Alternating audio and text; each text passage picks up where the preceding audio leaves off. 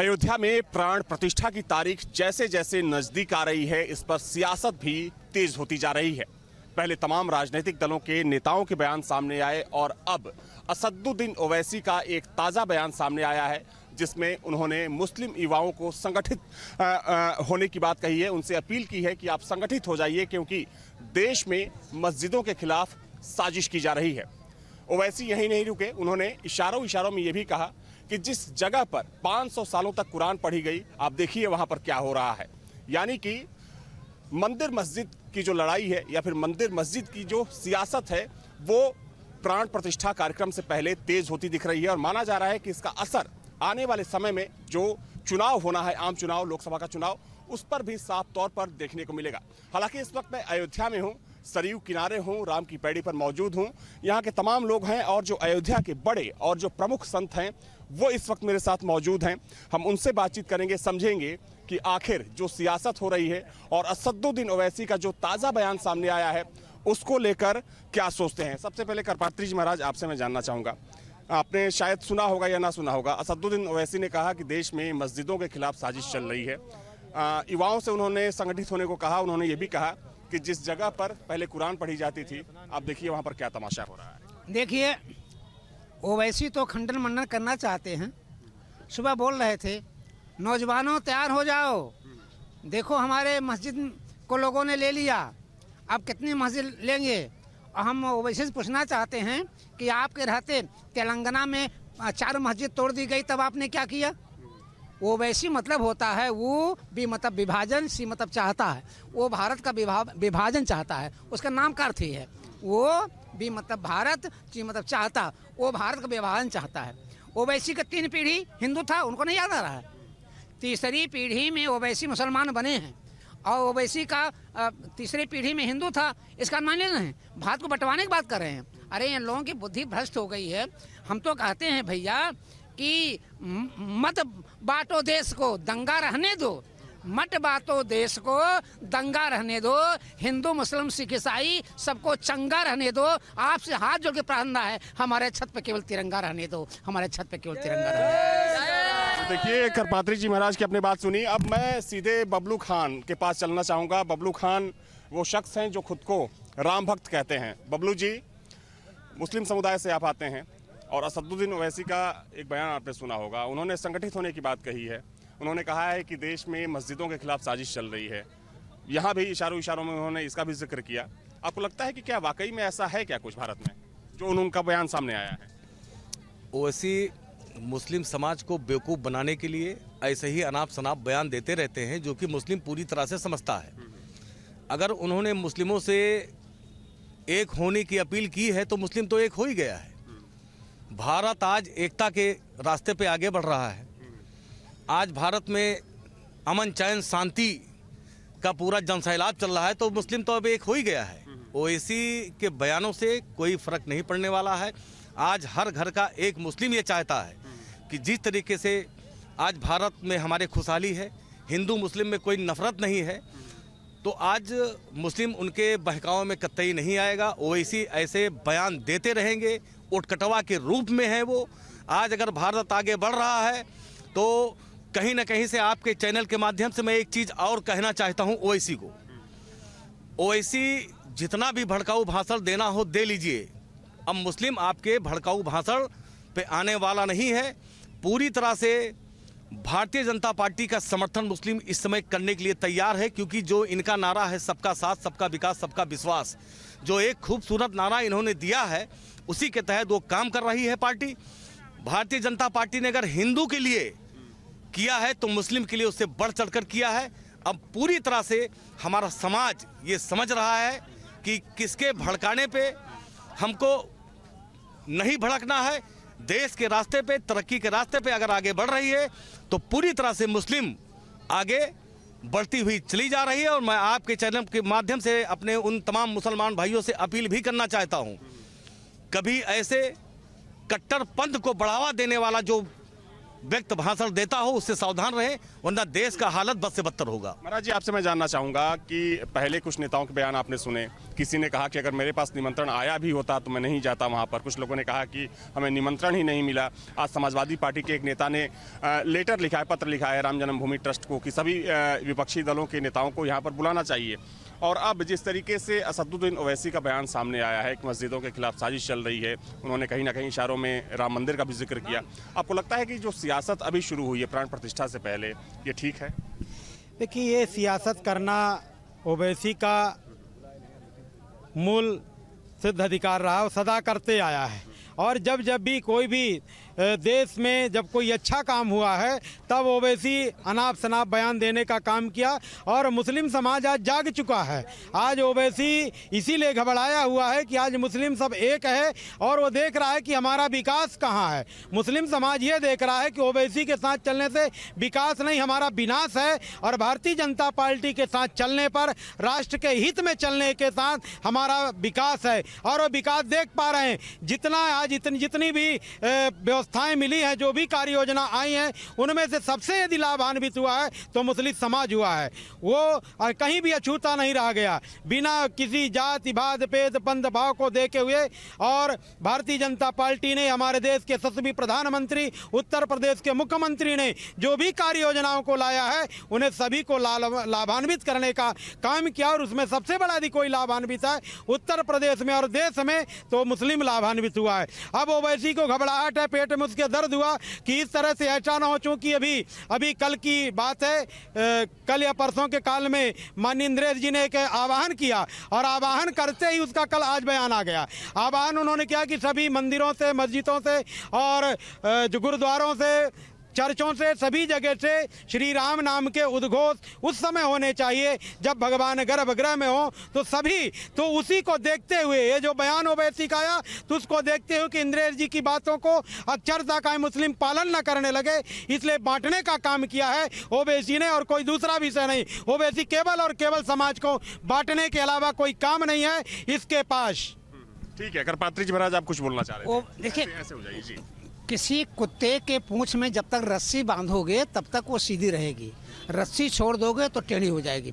ओवैसी जी, मैं आपसे पूछना चाहता हूं कि जुबैर अहमद ने कहा है कि हम ISI के एजेंट हैं, अयोध्या में हम बम विस्फोट करेंगे, राम जन्मभूमि नष्ट करेंगे, योगी आदित्यनाथ को नष्ट करेंगे, अमित ATS को नष्ट करेंगे। इसके विषय में आप सोचने विषय नहीं है क्या?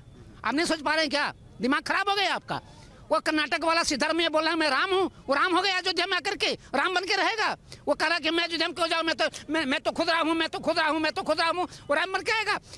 इन लोगों को अच्छा नहीं लग रहा है अयोध्या में राम जन्मभूमि निर्माण। ये धर्म की बात करते हैं, राम धर्म से परे हैं। मैं बार बार कहता हूँ कि Ram is remember always mother in Ram, जो हमेशा भारत माँ को ध्यान करे उसका नाम राम है। राम मतलब राष्ट्र होता है, माँ मतलब मंगल होता है, जो राष्ट्र का मंगल करता है वो राम है। यहाँ पर मंदिर निर्माण जो हो रहा है, ये राष्ट्र मंडल का निर्माण हो रहा है, ये राष्ट्र निर्माण हो रहा है। इन लोगों को राष्ट्र से कोई मतलब नहीं है। इनसे प्रार्थना है, कृपया आपसे हाथ जोड़ता हूँ, हिंदुस्तान को रहने दो, हिंदुस्तान को मत बांटो, हिंदुस्तान को मत बांटो, दंगा रहने दो, हिंदू मुस्लिम सिख ईसाई को आपस में चंगा रहने दो। आपसे निवेदन ओवैसी भैया, मत बांटो, हमारे छत पर केवल एक तिरंगा रहने दो, हमारे छत पर केवल एक तिरंगा रहने दो। तो देखिए, यहाँ पर संतों की क्या राय है, आप क्या कहना चाहेंगे? जो इस तरीके की सियासत हो रही है, जो असदुद्दीन ओवैसी का जो बयान आया है, क्या आप क्या सोचते हैं?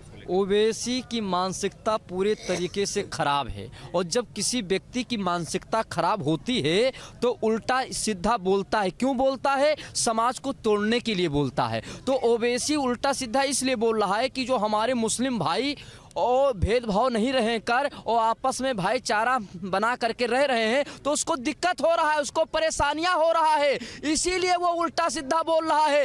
वो राम मंदिर का विरोधी है और राम मंदिर राष्ट्र मंदिर बन रहा है, इसीलिए ओवैसी के जैसे बहुत नीच है और बहुत पापी है, ऐसे लोगों को पागल खानों में रखना चाहिए जिनकी बुद्धि सही आ जाए। अगर वो पागल नहीं होता तो राम मंदिर बन रहा है और इस प्रकार उल्टा सीधा बयान दे रहा है, हमारे मुस्लिम भाइयों को भड़का। मैं उसके बयानबाजी से, हमारे मुस्लिम भाई समझदार हैं, बुद्धिमान हैं, उसके भड़काने से भड़कने वाले नहीं हैं। महाराज जी, आखिरी सवाल आपसे कि जिस तरीके से जैसे जैसे तारीख नजदीक आ रही है, बयानबाजी लगातार तेज हो रही है, चूंकि आप संत हैं, अयोध्या में रहते हैं और तमाम लोगों को आप देखते होंगे, तमाम राजनीतिक दलों के नेता भी यहाँ पर आते रहते हैं मत्था टेकने के लिए। लेकिन आखिर क्यों ये जो चीज़ें शुरू हुई हैं प्राण प्रतिष्ठा से पहले, क्या सोचते हैं अयोध्या के जो तमाम संत हैं? देखिए, ये लगातार 500 वर्षों का जो लंबा समय था वह समाप्त होने के लिए जा रहा है। अब कुछ घंटों का रह गया है और जब ये कुछ घंटों का रह गया है तो उत्सव है, आनंद है। इसमें जो है अवरोध पैदा करने के लिए कौन कहाँ से बोल रहा है, इस पे नहीं जाना चाहिए। बकरा कब तक खैर मनाएगा, उसको तो बलि चढ़ना ही चढ़ना है। उसका जनाधार समाप्त हो गया है, इसलिए वह तुष्टीकरण की राजनीति कर रहा है। फूट डालो, शासन करो। भारत अखंड है, इसमें विखंडन करने वाले ही खंड खंड हो जाएंगे। विखंडन नहीं हो सकता है क्योंकि सभी सजग हैं और सभी जान रहे हैं कि भारतीय जनता पार्टी का एक मूल मंत्र है सबका साथ, सबका विकास, सबका विश्वास और सबका प्रयास। जितने भी लोग हैं इसमें कोई भेदभाव नहीं हुआ। जितने भी परियोजनाएं आया, जितना भी योजना आया, सभी को समान रूप से सभी को लाभ मिला है। इसलिए कोई व्यक्ति अगर किसी प्रकार के दूषित और विष घोलने का कार्य करेगा तो वह नहीं होगा, क्योंकि सभी लोग समझदार हैं, सभी को जानकारी है